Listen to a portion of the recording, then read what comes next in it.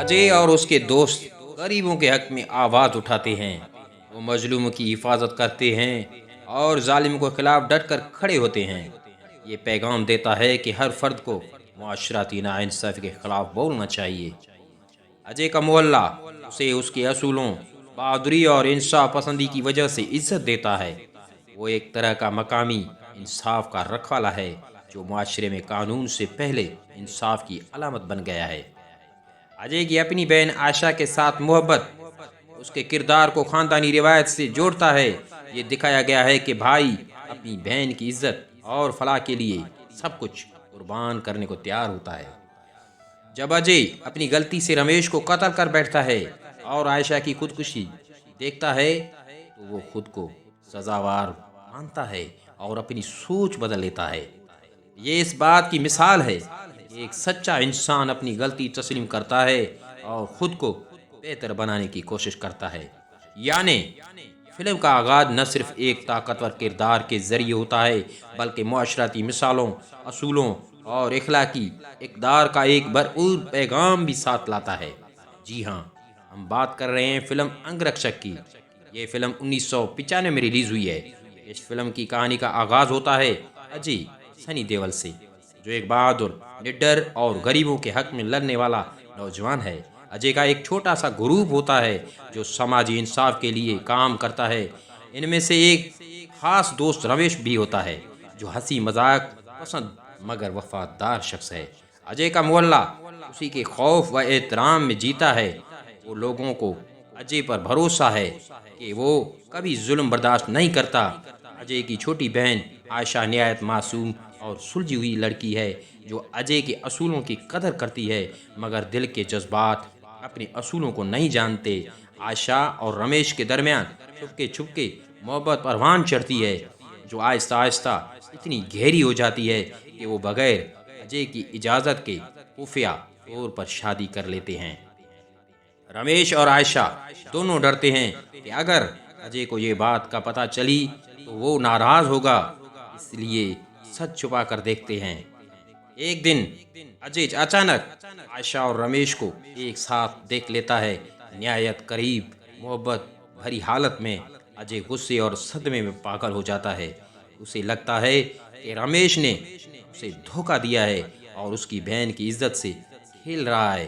बगैर सच जाने अजय गुस्से में आ जाते हैं और रमेश पर गोली चला देता है और रमेश मौके पर ही मर जाता है।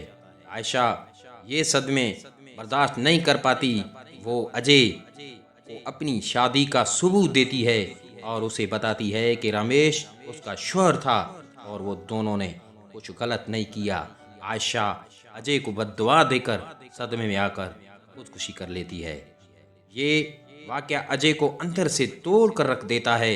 वो अपने किए पर पछताता है और यही उसकी ज़िंदगी का मोड़ बन जाता है। वो खुद से वादा करता है कि अब वो कभी किसी बेगुनाह पर जुल्म नहीं होने देगा और यही मकसद उसकी ज़िंदगी बन जाता है। फिर आती है पूजा की कहानी। कहानी अब सियासतदान मंत्री नारायण दास की बेटी पूजा पूजा भट्ट पर मुंतकिल होती है, जिसे सियासी दुश्मनों से जान का खतरा है। मंत्री जी अजय की बहादुरी से मुतासिर होकर उसे पूजा का बॉडी गार्ड मुकर्रर करते हैं। पूजा शुरू में अजय से चिढ़ती है मगर अजय की ईमानदारी, कुर्बानी और तोहफ़्फ़ुज़ के जज्बे को देखकर उससे मोहब्बत करने लगती है। अजय उसके साथ स्कूल आना जाना करता है, उसकी हिफाजत करता है और एक दिन उसे अगवा की कोशिश से बचाता भी है। एक दिन पूजा अजय के बटुए में आयशा की तस्वीर देखकर सवाल करती है। अजय खामोश हो जाता है, फिर एक लम्हे में तमाम ज़ख्मों को ताज़ा करके अपने माजी का दर्दनाक किस्सा सुनाता है। अपनी बहन, अपने दोस्त, अपनी गलतफहमी और वो हादसा जो उसकी रूह पर नक्श है। पूजा ये सब सुनकर अजय के दुख के समझती है, उससे और करीब हो जाती है मगर उनके जज्बात का इज़हार पूरा नहीं हो पाता क्योंकि एक नया हमला होता है। पूजा को अगवा कर लिया जाता है। अगवाकार मंत्री नारायण दास से सामान का मुतालबा करते हैं और साथ ही धमकी देते हैं कि अगर रकम ना मिली तो पूजा की जान ले ली जाएगी। अजय, जो पहले अपनी बहन को खो चुका है, अब किसी भी कीमत पर पूजा को बचाने का फैसला करता है।